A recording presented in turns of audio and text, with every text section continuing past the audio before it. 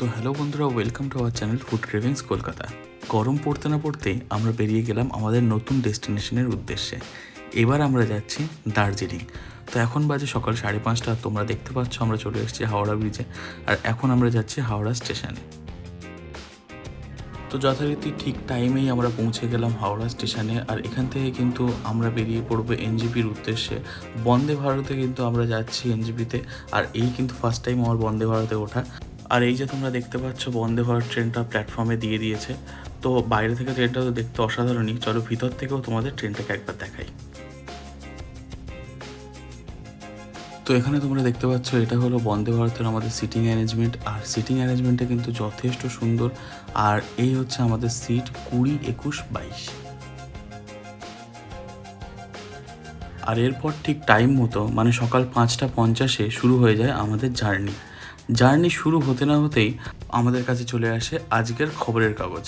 আর খবরের কাগজটা এদিক ওদিক করতে করতেই চলে আসে সকালের জলখাবার। সকালের জলখাবারে প্রথমেই আমাদের দেওয়া হলো চা আর কুকিজ। তো আর দেরি না করে ঝটপট চাটা বানিয়ে ফেললাম।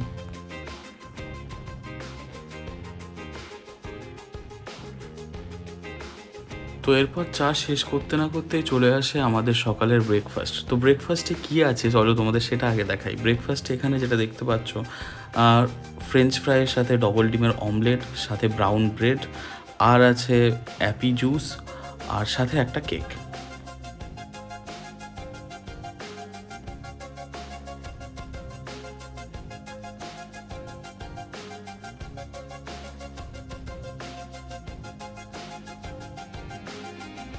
তো এখন বেজে গেছে 9:40, আর এবার আমরা ক্রস করছি ফারাক্কা ব্রিজ। তো এখান থেকে যতটা দেখানো সম্ভব তোমাদের আমি দেখাচ্ছি। এই ফারাক্কা ব্রিজটাই কিন্তু উত্তরবঙ্গের সঙ্গে দক্ষিণবঙ্গকে কানেক্ট করছে।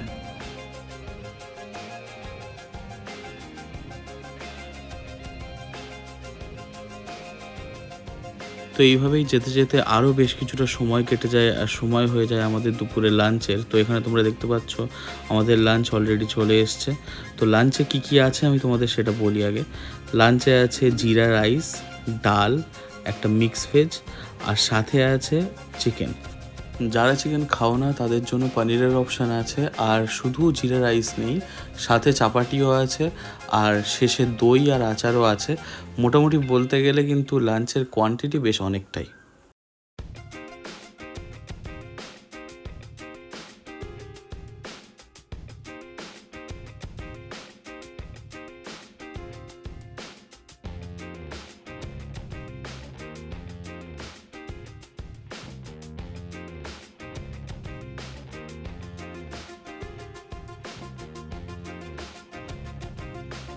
এরপর শেষ পাতে চলে আসে আইসক্রিম, আর এই আইসক্রিমটা খেয়েই কিন্তু বন্দে ভারতের জার্নিটা শেষ হয়। তো এখন ঠিক 1:30 নাগাদ আমরা নেমে পড়ি এনজেপি স্টেশনে।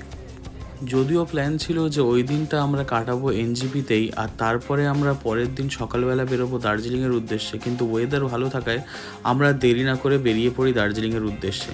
তো এখন তোমরা দেখতে পাচ্ছ আমরা গাড়ি নিয়েও যত্রীতে বেরিয়ে পড়েছি, আর চারপাশের দৃশ্য কিন্তু অদ্ভুত। বেশ কিছুটা উঠে যাওয়ার পরে আমরা এক জায়গায় দাঁড়াই, যেখানে আমরা চা খাওয়ার জন্য দাঁড়িয়েছিলাম। তো এখান থেকে তোমাদের ভিউটা একবার দেখিয়ে দিচ্ছি। তো এখানে আমরা বেশ কিছুক্ষণ ছিলাম, চা খাওয়া হলো, আর এখানে পাহাড়ি ম্যাগি খাওয়া হলো। কলকাতার ওই মারাত্মক গরম থেকে বেরিয়ে এখানকার ওয়েদার আর এখানকার ভিউ কিন্তু দারুণ এনজয় করছিলাম আমরা।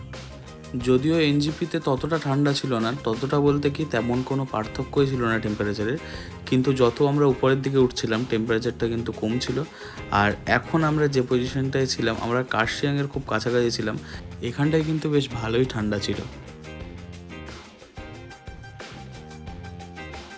আর বলতে না বলতে আমরা পৌঁছে গেলাম কার্শিয়াংয়ে। আর তোমরা এখানে দেখতে পাচ্ছ রাস্তাটা সরু হলেও সেই সরু রাস্তার পাশ দিয়ে কিন্তু চলে গেছে ট্রেনের লাইন।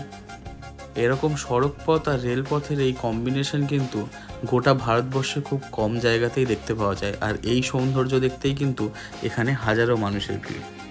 বেশ আরও কিছুটা পথ যাওয়ার পরে এখানে চোখের সামনেই কিন্তু ওয়েদারটা পুরোপুরি পাল্টে গেল। চোখের সামনে এই যে ধোঁয়ার আবরণটা তোমরা দেখতে পাচ্ছ, যেটা অনেকটা কুয়াশার মতো লাগছে, এটা কিন্তু কুয়াশা নয়। এখানে মেঘের ফালিগুলো আস্তে আস্তে পাহাড়ে ধাক্কা মারছে, আর যেটা কিন্তু কুয়াশার মতো হয়ে যাচ্ছে। আরও সামনে গেলে তোমরা আরও ভালো করে দেখতে পাবে, তোমাদের দেখাচ্ছি। তো এই যে আমাদের সামনে একদম আমাদের মাথার উপরে দেখতে পাচ্ছ সাদা পুরু মেঘ এসে কিন্তু এই জঙ্গলের গাছগুলোর গায়ে ধাক্কা মারছিল।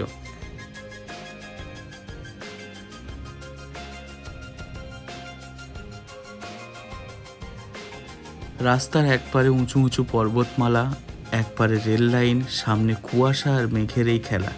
দার্জিলিংকে যে কেন কুইন অফ হিলস বলা হয় তা কিন্তু বেশ ভালোই বুঝছিলাম।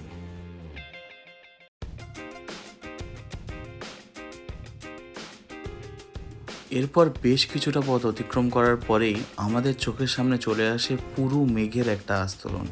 আর এতটাই পুরু মেঘের আস্তরণ ছিল যে সামনে কিন্তু কিছুই দেখতে পাওয়া যাচ্ছিল না। আমরা গাড়ির মধ্যে প্রত্যেকেই বসেছিলাম ঠিকই, কিন্তু এই অনুভূতিটা সবার কাছেই কিন্তু অকল্পনীয় ছিল। এই অনুভূতিগুলো হয়তো কথায় প্রকাশ করে বলাটা অসম্ভব।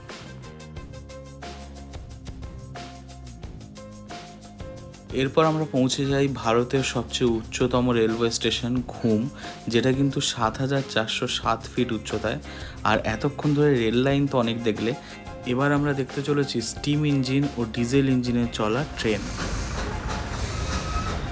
তো তোমরা কিন্তু এই ঘুম স্টেশন থেকে চাইলে দার্জিলিং অবধি ট্রেনেই যেতে পারো, যদিও সেটা খুবই সময় সাপেক্ষ, কিন্তু অদ্ভুত প্রাকৃতিক সৌন্দর্য কিন্তু তোমরা দেখতে পারবে।